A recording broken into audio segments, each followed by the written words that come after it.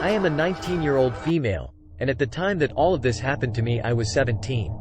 So just to give some long and necessary background, I was still dating a guy named Kyle.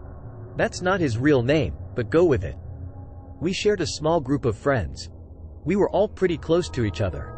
We did almost everything together, especially when it involved smoking weed and doing other harder substances. They were pretty chill and trustworthy friends, or so I thought. Anyways, one day 2 weeks before my junior year started, I was hanging out with the group at one of their houses, and I just so happened to fall asleep after a while of being there. I woke up probably 5 minutes later to one of my friends touching my inner thigh. Just to note, I was the only female in the group, and my boyfriend wasn't there when this occurred. He was at show choir practice, so he couldn't have been there even if he wanted to. When the friend touching me noticed I woke up, he immediately stopped, and I ran into the bathroom crying. I've been raped and sexually assaulted before, so just going through it again isn't the greatest feeling. A few minutes passed by and I left the bathroom. I pulled one of my friends aside and told him what happened. His response shocked me. He said he saw what happened, but he didn't stop him. I don't know why he didn't, and I guess I'll never know. But that same friend told me not to tell Kyle, because he didn't want any friendships ruined. Well, I obviously told Kyle after show choir practice, and he was understandably pissed off.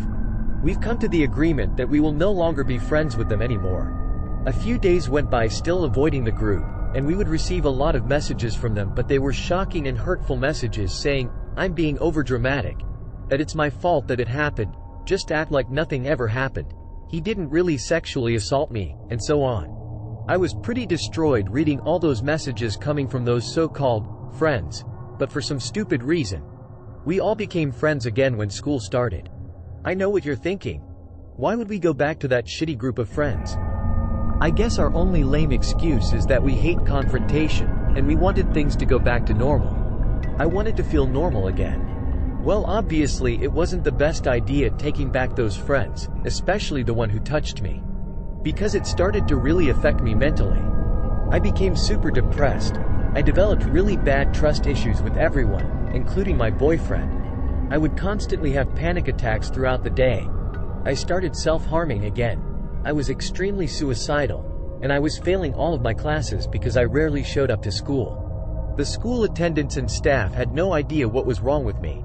I would refuse to tell them and my family.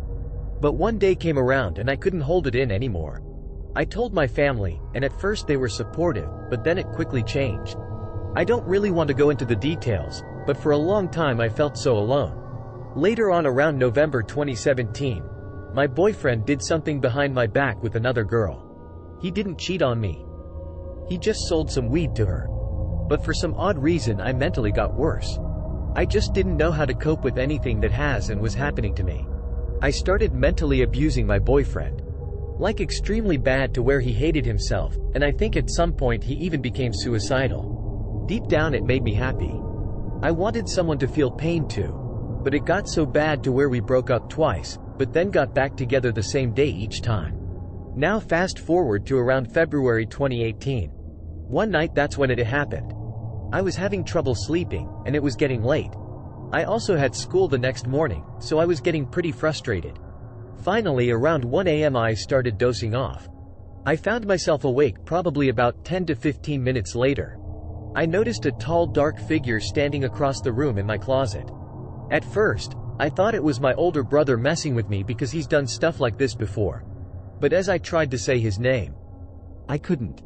That's when I realized I couldn't speak, couldn't move, I was paralyzed.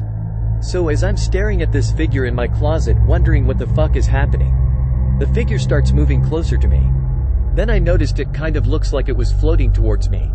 I can feel myself panicking, but I couldn't move or say anything. So when the tall dark figure reached the side of my bed, I kid you not, it bent over and grabbed my nose. Now I couldn't breathe through of my nose or mouth. I'm just staring at this dark figure. Its face was so close to mine, but I couldn't make out any features. I can feel my heart trying to break out of my chest. My lungs are hurting like hell because I couldn't breathe. I legitimately thought I was going to die, but suddenly I quickly sat up, gasping for air, looking around my room for that figure, but it wasn't there. I was scared. I was so scared. I didn't know what just happened. I thought I just had the most realistic nightmare of my life. I mean, I guess that's kind of what happened. The next morning when my boyfriend picked me up for school, I told him about the realistic nightmare. He said, "That's creepy," and that was that. A few weeks later I brought it up to my older brother, and that's when he told me that I actually had sleep paralysis. I had no clue what sleep paralysis is, but after hearing his definition of it and doing some research, I was really freaked out. I read online that stress, anxiety, depression, sleep problems, and some other things can cause sleep paralysis.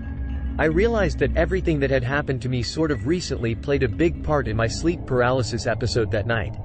I would be lying if I said I didn't have trouble sleeping for a while after that, but I eventually got over it. But every now and then, I do get a little nervous to go to sleep. Fast forward to now, 2020. Kyle and I are doing really well. Better than ever. We are renting our own apartment. We have 2 cats, and they are absolutely amazing. Our 3-year anniversary is next month, and we are extremely excited. On another note, September 22, 2019, I was diagnosed with extreme depression and anxiety disorder. But I now go to therapy and take medications to help with that. I have never felt better and happier. Oh! And in case you were wondering, we are no longer hanging with those shit friends anymore. Story by Reddit user, Jordan Cox 23. Thanks for watching. Please like and subscribe for more videos.